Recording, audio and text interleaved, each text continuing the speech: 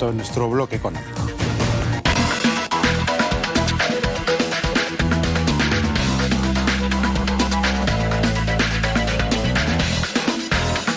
Lo escuchábamos en la conferencia de prensa que estaba dando el presidente del Consejo de Ministros, Aníbal Torres. Se ha presentado ante el Congreso este proyecto de ley para reducir el IGB o eliminar en todo caso el IGB para algunos productos en tanto dure esta crisis de los combustibles que ha elevado todos los precios. Son productos de la canasta básica. Se habla del pollo, se habla de las harinas para hacer pan, fideos, etc.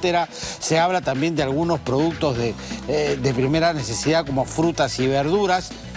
Esta medida va verdaderamente a ayudar al bolsillo de las familias. Esa es la pregunta que todos nos hacemos y se la trasladamos a Ana Regategui, profesora de SAN, nuestra invitada esta tarde. Ana, ¿cómo estás? Muy buenas tardes. Buenas tardes, un gusto saludarte. ¿Qué tal? Saludos a todos también. Desde tu opinión, ¿esta medida puede beneficiar, puede ayudar a encontrar en el breve plazo productos más baratos en nuestros mercados? Bueno, es una medida, yo diría que es una de las pocas medidas que podría tomar el gobierno para tratar de mitigar el incremento de los precios. Yo diría que si el problema no es tanto la medida, sino el control efectivo que pueda tomar sobre esa medida. Es decir, que se asegure de que ese descenso del precio de los bienes, en este caso por el monto del IGB, sea efectivamente trasladado al consumidor final, porque si no hay esa capacidad de control o de asegurar esa segunda o tercera escala después de que llega la importación, o exactamente la importación de algunos bienes, entonces va a ser súper complicado.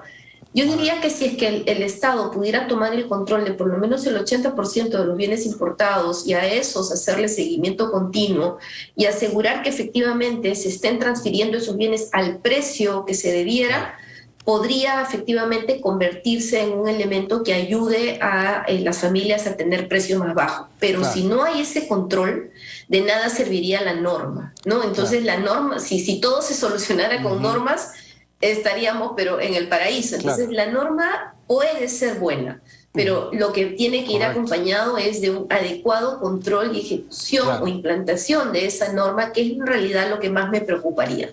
Claro, porque si no vigilamos en la cadena de venta hasta que llegue al productor, al producto final, al consumidor, alguien puede empezar a ganar más, ¿no? Y no trasladar esa rebaja, sencillamente.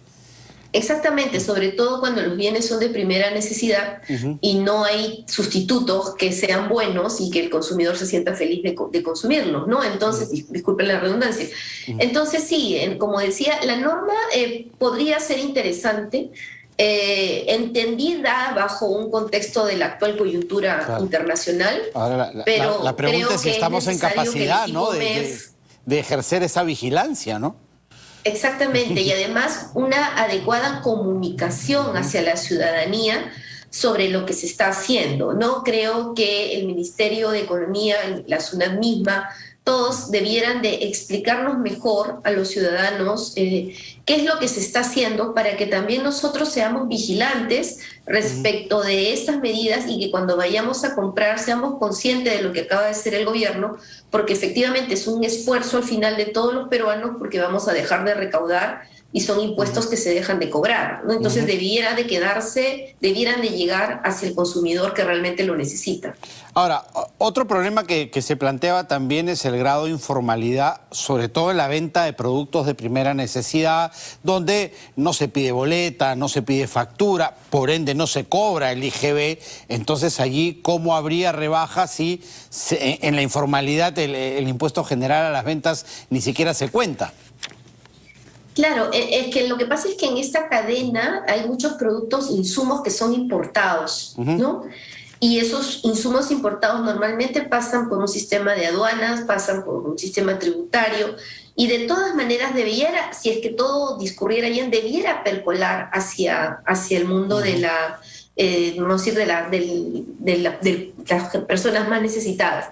¿Dónde viene el problema? Es que a veces se pone el IGB y les llega a los pequeños empresarios, formales o informales, pero ellos donde tratan de compensar ese, por ejemplo, pago de IGB que han tenido a lo largo de la cadena, por ejemplo, pagan menos a sus trabajadores, ¿no es cierto? Entonces, pagan menos a los trabajadores y los sobrecostos que puedan estar surgiendo a lo largo de la cadena logística, entre comillas, los compensan con un salario de pago fuera de la planilla, ¿no es cierto? Con pagos por debajo de la remuneración mínima vital, con incremento de horas de trabajo contra un salario mínimo.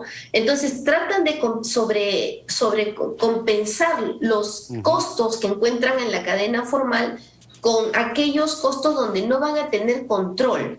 Entonces no es que no les va a caer nada del IGB, le van a tener que pagan a lo largo de la cadena partes del IGB, de repente no todo, pero va haciendo caídas, va haciendo caídas.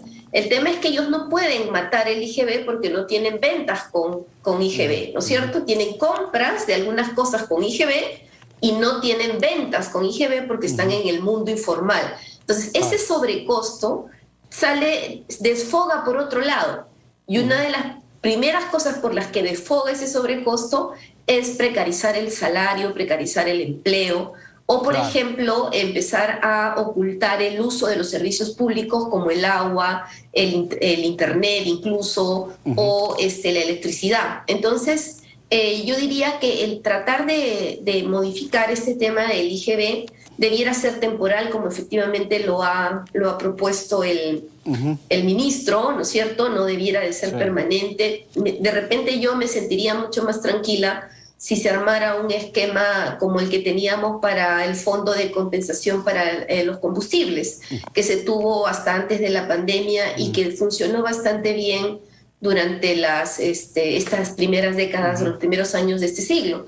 Creo que tenemos experiencia en el Ministerio de Economía para armar fondos y de repente se podría más bien, en lugar de ir a una reducción directa de IGB, armar algún tipo de fondo de compensación, ya que tampoco son tantos importadores, se les podría fácilmente identificar y hacer recompensas o compensar estos incrementos, ¿no? Pero bueno, vamos a decir que han preferido ir por otra vía. Esperaría que fuera efectivamente temporal, porque una vez que cae en manos de la política, eso puede desvirtuarse, ¿no? Claro, se hablaba como un máximo de 6 o 7 meses, digamos, llegar hasta fin de año con esta exoneración y no pasar de eso. Ahora, ¿qué productos que son medibles, que son importados, podríamos incluir ahí? Harinas, fertilizantes, el alimento para pollos, por ejemplo, ¿cuáles serían esos productos que vienen del extranjero caros y que al bajarle el IGB podríamos tener un precio más asequible? Correcto, por ejemplo, podría ser el maíz, ¿no? Que tiene directa implicancia con el pollo, ¿no? Entonces, el maíz podría ser uno de esos bienes, podríamos estar hablando de harina, alguna parte. Tendrían que ser productos cuya importación no esté en tantas manos, sino así como el combustible está en pocas manos, y es a través de esas puertas que son estrechas que ahí la SUNAT puede controlar, ¿no? Y luego ver la cadena, porque entra de manera formal, y luego tratar de seguir la cadena para que llegue al consumidor final el descenso de los precios.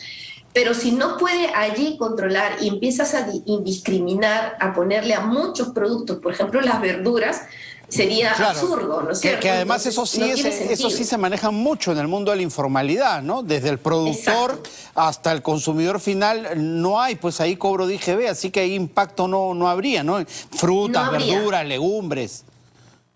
Exactamente, hay muchos productos que están fuera del mundo, están en el mercado, el precio de mercado, oferta y demanda, ¿no? Pero no está involucrado el pago de los impuestos. Entonces, fuera del mundo si realmente formal, queremos ayudar, así, tenemos que entrar a aquellas cosas en las que los canales de entrada al Perú sean muy fáciles de identificar y controlar. Si no, sería de verdad una medida tonta, y no creo que ese sea el objetivo, ¿no? Brevemente, para cerrar, el fisco se va a ver afectado. ¿Cómo recuperar eso? Exacto, ahí viene el problema, porque si estas medidas que son temporales se van convirtiendo en permanentes, y ya ha pasado con el impuesto selectivo al consumo, ahora esta propuesta, mañana no sabremos qué va a pasar y si se va a extender, entonces estaríamos corriendo un altísimo riesgo, y quisiera de repente trasladárselo a tus televidentes, y es que uno de los principales indicadores macroeconómicos que ha mostrado el Perú durante los últimos 20 y pico años es tener una clara disciplina fiscal. Entonces, es esa y algunas otras cosas más, pero ese indicador el que ha permitido, por ejemplo, levantar el teléfono en el momento del COVID y salir al mercado internacional y financiarse, por ejemplo, con bonos emitidos por el Estado. O sea, tener credibilidad de que vas a manejar tu caja responsablemente, ¿no es cierto? Entonces, y que persigues objetivos de déficit fiscales bajos.